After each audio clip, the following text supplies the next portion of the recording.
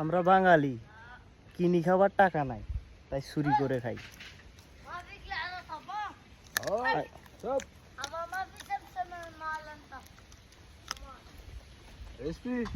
ওমানের বাচ্চা কয় পিরে কিনি খাবার ফুলুস নাই, ফুলুস মাফি আকেল সেরাক। ও সেই স্বাদ, এত স্বাদ কে রে, সেই মিষ্টি।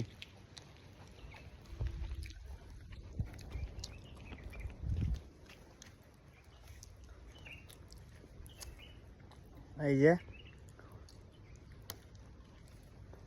ভাই, যদি ওমানিরা যদি এই ভিডিও দেখে তাহলে ধরে শান্টিং দিব আমারে, বুঝছেন?